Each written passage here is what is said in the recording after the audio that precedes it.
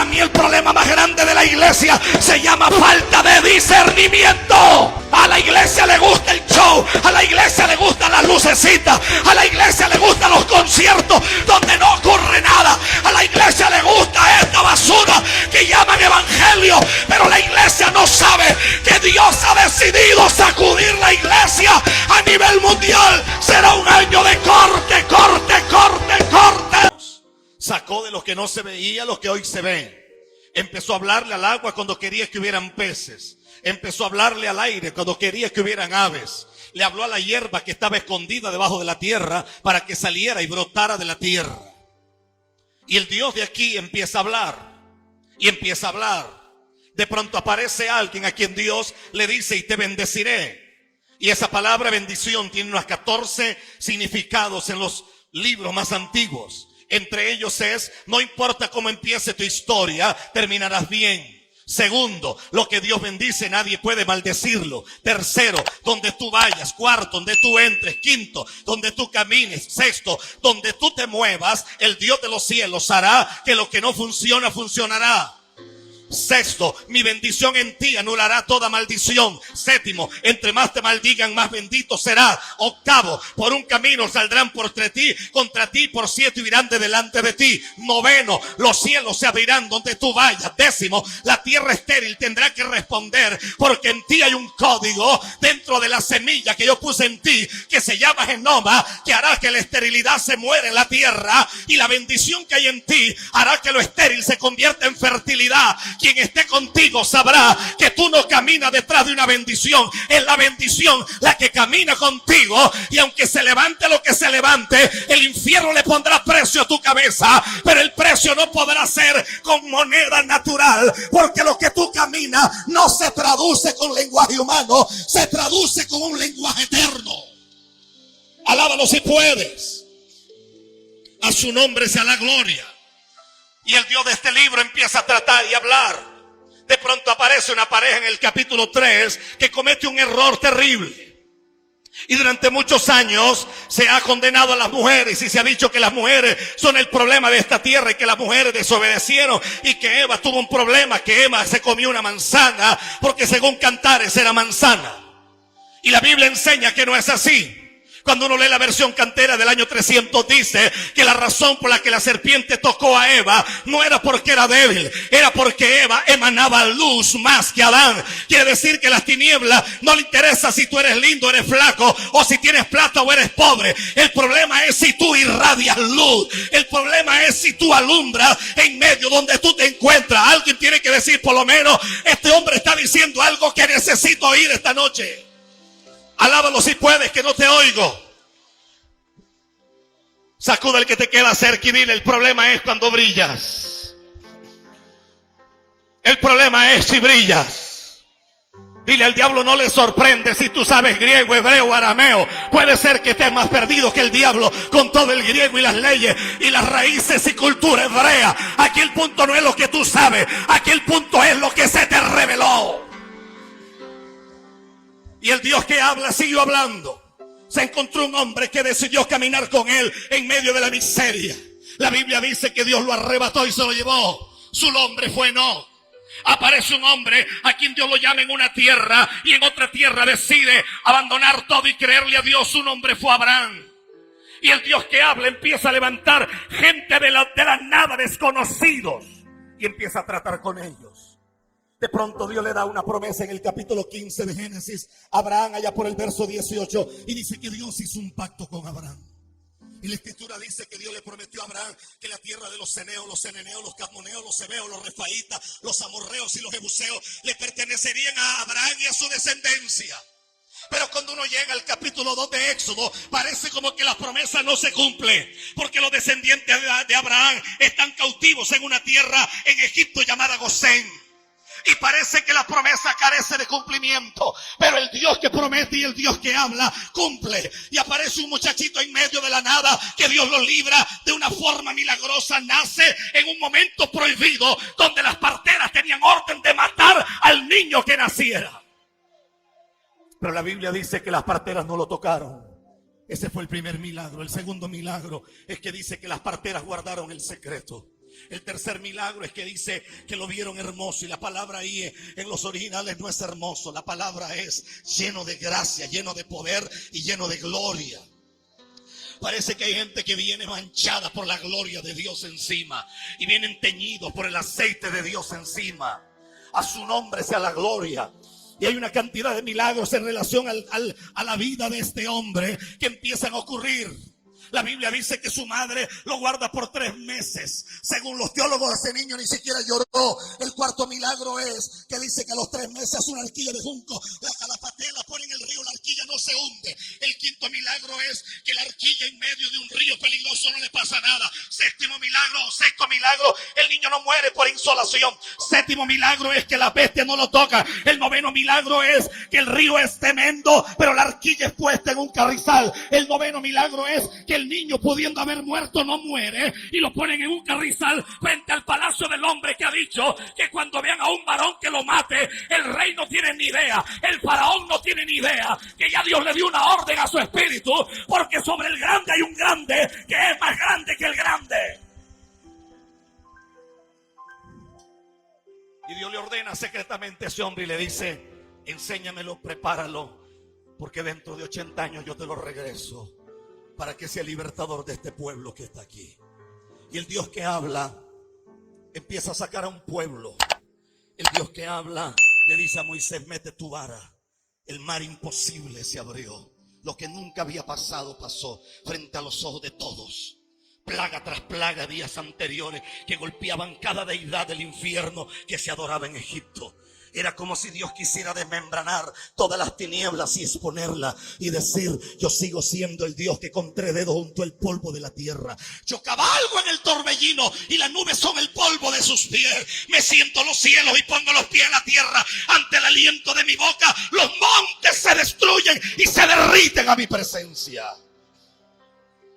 La Biblia dice que María, la hermana de Aarón, agarró un pandero y empezó a danzar al otro lado del mar. Y es un término impresionante, porque dicen los que saben Biblia que fue la única vez que una mujer danzó y torcía el pie. Y cuando torcía el pie, a esa acción se le llamaba sacha. Sacha. Y la gente empezó a investigar qué significa sacha, porque esta es una danza profética. Esto no se lo enseñaron en una academia. ¿Qué significa sacha? Y descubrieron que sacha significa aniquila, avergüenza, pisotea, quebranta, ríete de la cara de tu enemigo, porque el camino que Dios abre para ti es solo tuyo y nadie más puede transitarlo. Alguien tiene que decir aleluya. Parece que hay lenguajes que solo se entienden en el espíritu, y hay momentos en la tierra donde hay gente que se les revelan secretos que nadie más los puede entender. A su nombre sea la gloria. Y el Dios que habla le da órdenes a Moisés, le da unas tablas que contienen los mandamientos. Moisés comete el error, las quiebra, después tiene que volverlas a levantar. Allá por el capítulo 25 Dios dice que hay que levantar vestiduras, hay que levantar una caja de madera que sería recubierta de oro, y el oro era oro de Ofir, que era oro muy fino. Que la tabla que estaba encima en la tapa se llamaba propiciatorio y tendría un significado profético. Y Dios empieza a traer cosas que la gente normalmente no entendía. Ese cajón de madera llamado el arca de la alianza o el arca del pacto era extraño, porque ese cajón donde llegaba cargado por un grupo de gente llamado los levitas, ese cajón tenía a la gente temblando. Y vez tras vez Dios ganó batallas y aparecieron hombres tremendos como Josué, y el Dios que hablaba empezó a moverse y empezó a moverse. Un día dice la Biblia que fueron a una batalla, pero el pueblo había pecado. Dice que ese día murieron 4,000 hombres. Regresaron al campamento y dijeron: ¿qué haremos? Y alguien dijo: hay que llevar el arca del pacto. Y llevaron el arca el día siguiente y murieron 30,000 hombres. Y no solo mueren, sino que la Biblia dice que capturan el arca y se la llevan. Había muerto el sacerdote Elí, había muerto Ofni y Finés. A una de las mujeres de ellos parió, y el hijo que dio a luz le puso Icabod, que quiere decir la gloria de Dios ha sido traspasada. Y había una crisis. La Biblia me enseña que el arca fue devuelta a los 7 meses, pero el arca volvió al pueblo de Israel hasta los 20 años.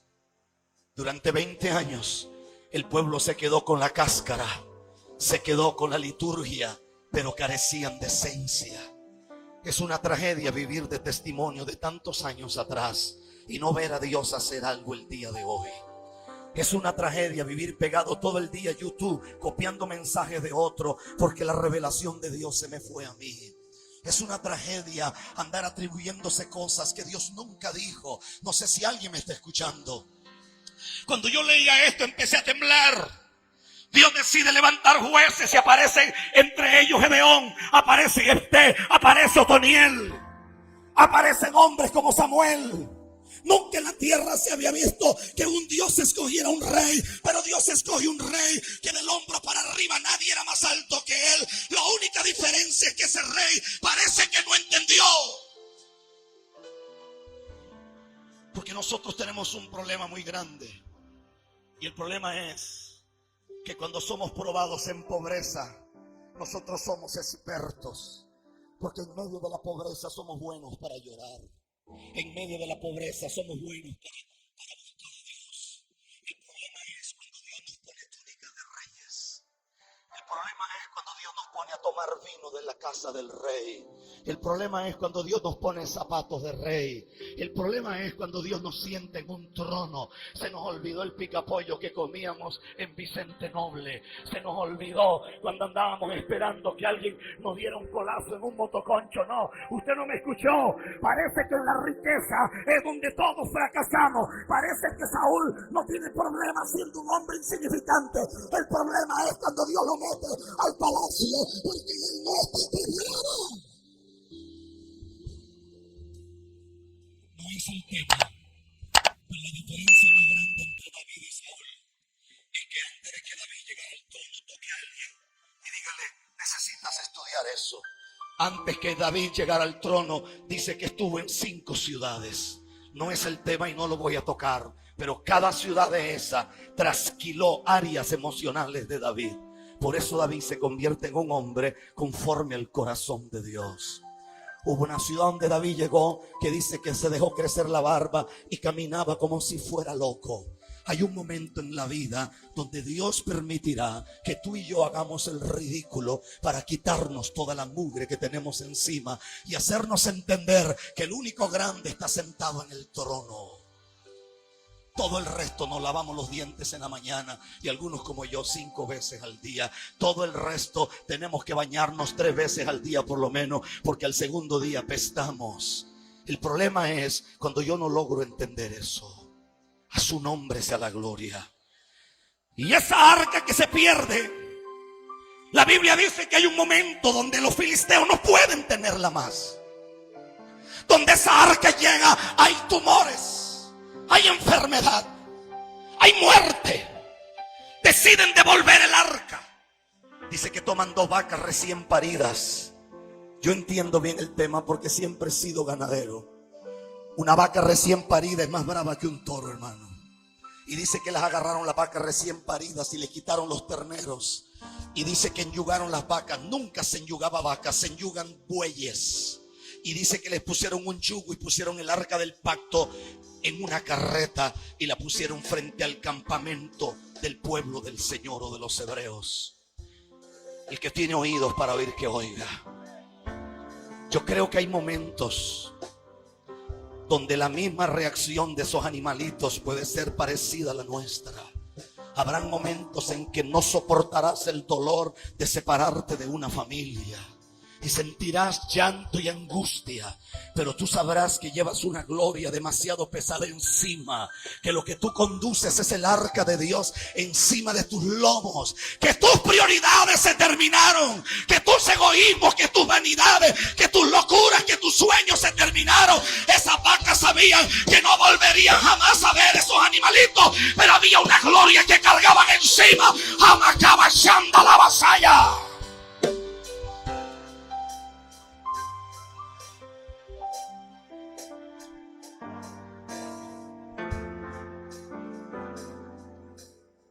Y el Dios que hablaba, de pronto se encuentra con un hombre que consulta a una bruja en Endor y decide cambiar todo. Parece que el Urín y el Tumín, que eran 2 piedritas que cambiaban de color, parece que se quedaron quietas. Los profetas dejaron de hablar, los sueños dejaron de venir, las visiones dejaron de venir a la tierra. Y uno encuentra situaciones tremendas en la Escritura, donde un hombre ungido de pronto huye de una mujer llamada Jezabel, que no solamente era un nombre de una mujer, sino que había sido de la casa de Israel y ahora estaba endemoniada y atada por el diablo. Y parece que los evangélicos, cuando se endemonian, son peores que los impíos. Y este hombre, que es un profeta de alto calibre, tiene miedo y decide huir. Y uno abre las páginas de la Biblia ya por Malaquías y se da cuenta que el Dios que hablaba guarda silencio.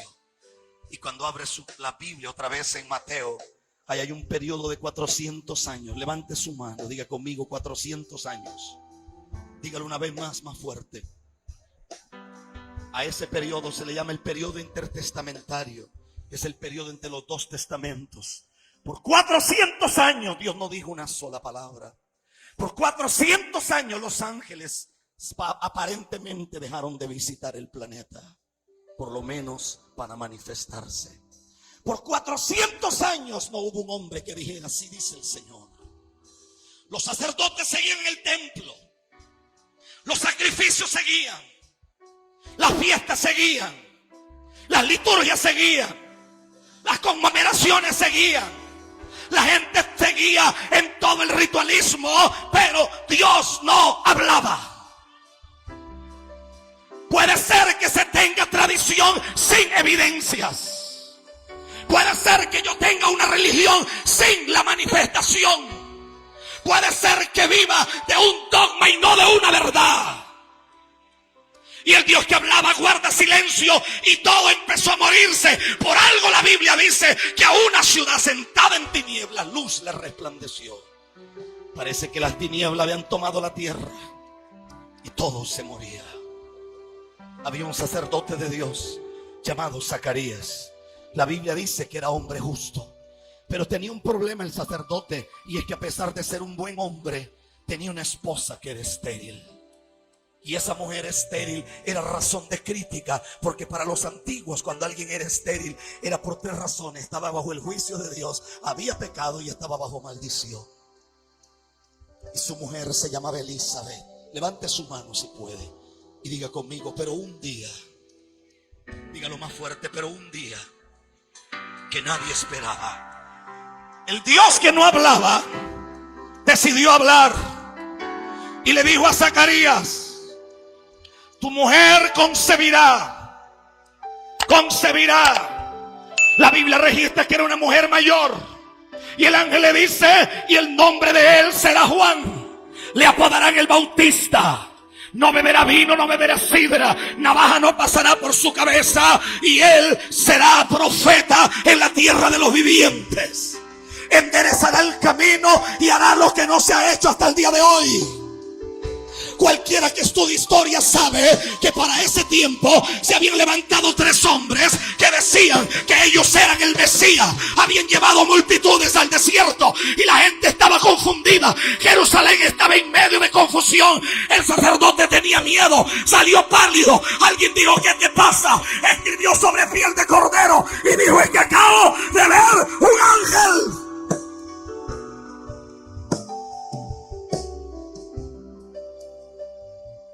¿Cómo un ángel si los ángeles no hablan? Acabo de ver un ángel y me acaba de decir que del vientre estéril de mi mujer nacerá un profeta en esta tierra. Parece que a nadie le interesó, porque en los escritos de Josefo dice que más bien Zacarías dejó de ofrecer su servicio en el templo. Parece que cuando uno es parte del montón no es problema. El problema es cuando tú eres diferente a los demás. Cuando dices cosas que los demás no se atreven a decir. Y a los 6 meses, diga conmigo, 6 meses, parece que el mismo ángel se movía por la tierra y se encontró a una muchachita llamada María. Y le dijo a María que la sombra del Señor la cubriría y que en su vientre se iba a depositar al Hijo del Dios viviente. Y le dijo una frase que a mí me sacude de la cabeza a los pies, porque el ángel le dice: Pero tu parienta, la que llamaban estéril, tiene 6 meses de embarazo. Ahora comienzo a predicar. Agárrese porque estoy ungido esta noche. Que alguien alabe a Dios si puede. No los oigo. Que alguien alabe a Dios si puede.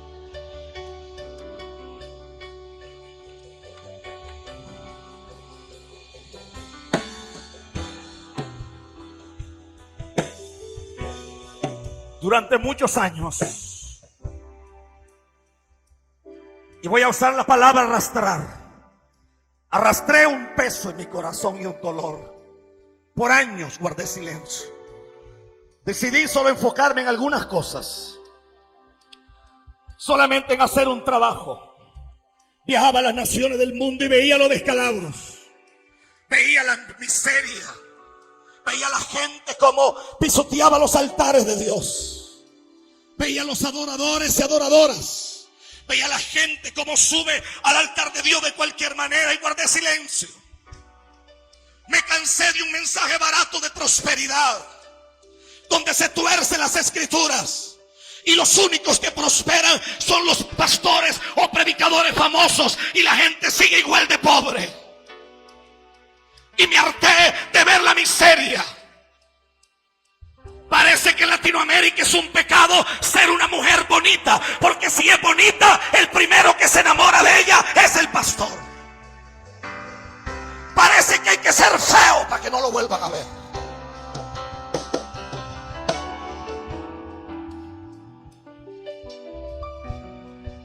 Y guardé silencio por años. Estaba en la Argentina con el apóstol Ortielli. Había terminado un ayuno de 21 días. Había perdido demasiado peso. Estaba sumamente delgado. Llegaba de predicar y entraba al apartamento que le había alquilado. Y cuando abría la puerta caía. Y no entendía, porque ahí cuando volvía y abría mis ojos eran las 4 de la tarde del día siguiente. Y yo estaba ahí todavía de rodillas orando. El teléfono había sonado no sé cuántas veces. Y el Señor me llevó a completar 40 días de ayuno.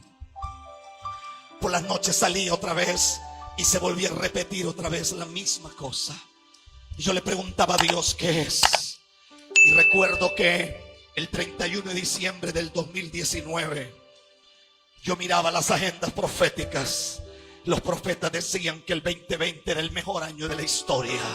Todo el mundo decía que era la visión perfecta. 2020, el año. Y los predicadores llamaban a la gente: traiga 2.200.000 pesos en Colombia, traiga $2.200 como ofrenda este año en Estados Unidos, traigan esto, traigan lo otro. Y durante muchos días yo temblaba y temblaba, y yo le decía a Dios: yo no quiero abrir la boca. Y recuerdo que Dios me llevó el 1 de enero a predicar en un lugar en Argentina donde habían miles. Y después, días después, vine a este país. Y desde un pueblo pequeño llamado Montecristi, Dios tomó mi boca. Y le dije a este país lo que iba a pasar con el presidente Abinader. Y le dije a esta nación lo que Dios decía, no lo que decía Rafael Ramírez, porque Rafael Ramírez es algo muy pequeño. Dije lo que Dios estaba hablando. Y dije lo que venía sobre esta nación, sobre la agenda de homosexuales, sobre toda la mugre que vendría, sobre todo lo que pasaría. Hubieron partes que editaron y cortaron en la prédica, porque había gente evangélica que ni siquiera quería oír eso. Dije lo que Dios traía sobre la iglesia. Dije lo que venía sobre Latinoamérica. Cómo morirían hombres famosos. Cómo se iría todo de esta tierra. No, usted no me está escuchando. A mí me pueden decir que Gigi Ávila era un viejo religioso, seguramente sí, pero el día que ese viejo se murió, que era mi gran amigo, este país y este planeta y el país de Puerto Rico tuvo una pérdida demasiado grande. Porque yo me quedo con Gigi, no con el montón de payasos que hoy tenemos. Dios aborrece la basura de los predicadores con 20 guardaespaldas que nadie los puede tocar. ¿Qué te has creído tú? Si el Rey de Reyes nadie lo caminaba con él.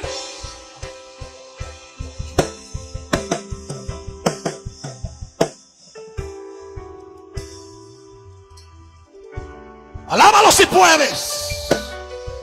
No, usted no me está escuchando. Alábalo si puedes. Sube a una dimensión mayor.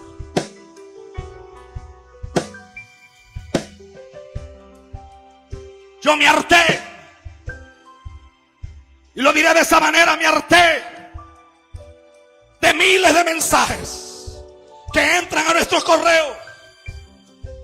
Jovencitas violadas, niños violados, mujeres embarazadas de ministros.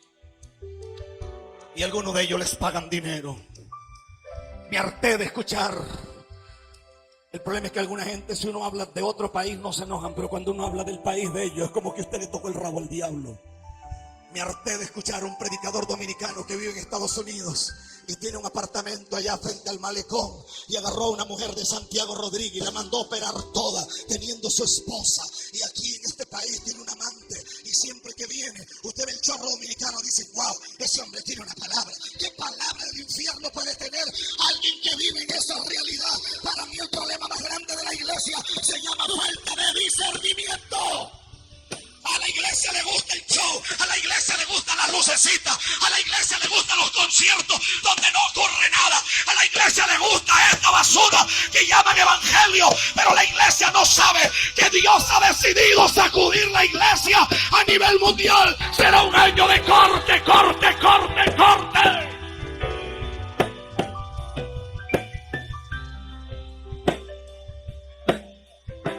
Si yo fuera usted, me pongo de pie.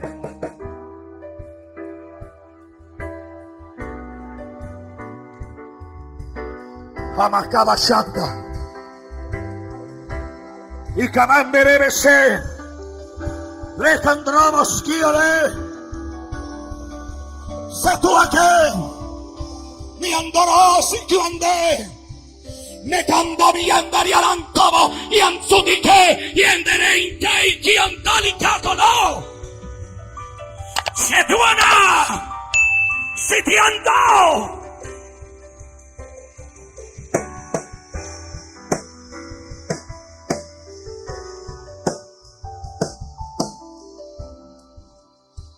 Levanta su mano si puede. Yo estaba en el hotel, tirado de rodillas llorando. Y el Señor hablaba y decía: los días de Omni de Finés son los días en que estamos viviendo. Días donde, si tú le revisas el celular a muchos ministros, tienen cualquier cantidad de mujeres desnudas, cantidad de videos pornográficos, pero usted los oye el domingo diciendo: así dice el Señor. Y usted los oye hablando de esto. Hombres casados que tienen 40 admiradoras porque tienen un problema de adicción, tienen un problema de enfermedad. No, usted no me está escuchando. Alguien va a tener que sacudirse. Van a aparecer Juanes el Bautista que nadie creía, que nadie conocía, porque la gloria de Dios ha sido traspasada. Pero en medio de la gloria traspasada hay un Samuel que fue parido en el altar. Hay un Samuel que su madre lo parió en medio de llanto, que su madre lo parió en medio de la intercesión. Hay un Samuel que no caerá una palabra a tierra. De este pedacito de tierra se levantarán profetas de alto cilindro.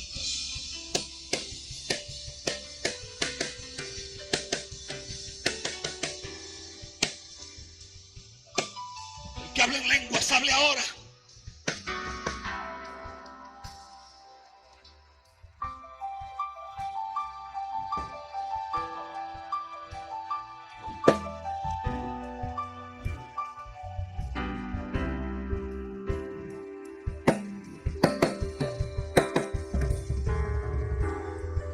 Se va a levantar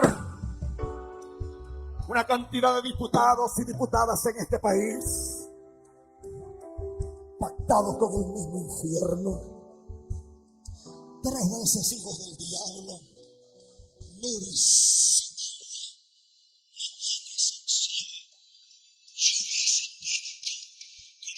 el infierno, y van a poner leyes. Se van a levantar para hablar de todo lo que les dé la gana.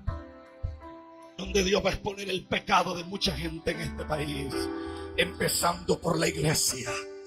Y por primera vez en este país, en medio de tanto magistrado corrupto, en medio de tanto juez y tanto fiscal corrupto, que no hay ley para el que tiene poder, se levantará una ola de gente que va a poner en orden muchas cosas. Y tome nota, porque esto sucederá, y no se sorprenda, porque va a haber una muerte extraña sobre mucha gente que tenía fama en este país, y empezará Dios un trabajo de limpieza, porque Dios tiene este pedacito de tierra en la agenda para el día final. Este pedacito de tierra aparece para caminar sobre serpientes y caminar por escorpiones. Y aquí hay gente que será levantada como Dios levantó a Smith Wigglesworth, como levantó a Emeka Wampa, como levantó a María Gudgureter.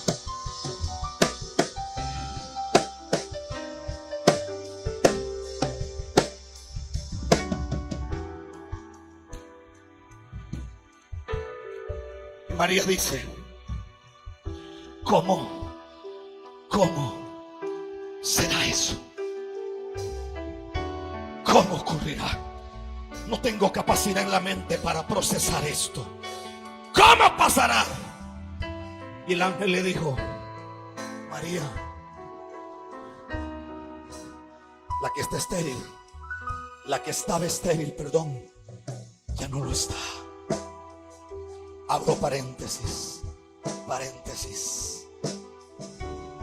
¿Sabe cómo conocen en otras partes del mundo? Latinoamérica nos conocen como el continente de los huesos secos.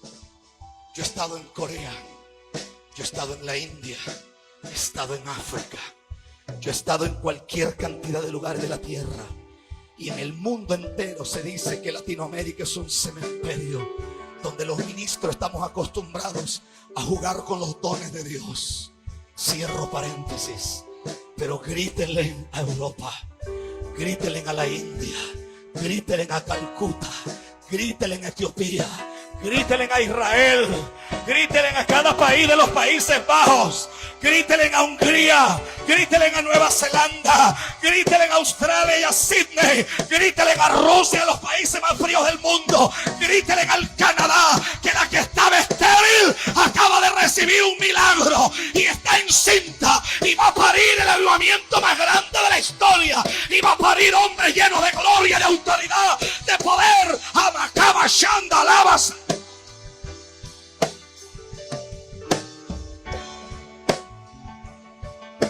Y levante su mano si puede y grite conmigo: ¿por qué cree usted que eso pasará, pastor?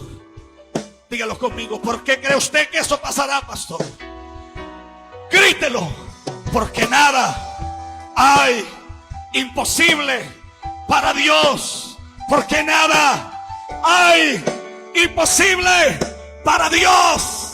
¿Se quedó José en el hueco? No. ¿Se quedó Sadrach, Mesach y Abednego en el horno? No. ¿Se quedó Daniel en el foso de los leones? No. ¿Se quedó Jeremías en la cisterna? No. ¿Se quedó la mujer del flujo de sangre con el flujo? No. ¿Se quedó el rey de reyes en el Gólgota? No. Entonces tú tampoco te quedarás donde estás y verás la gloria de Jehová.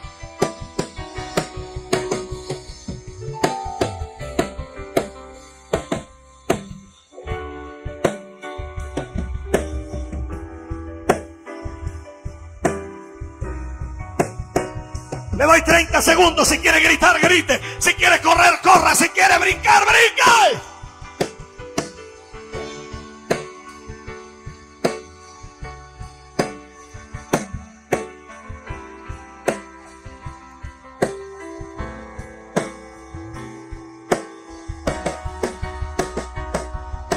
Y asaki mando la basha.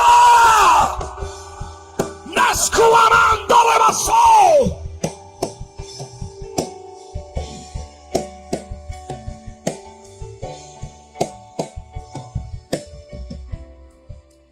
Todo el que pueda levante sus manos.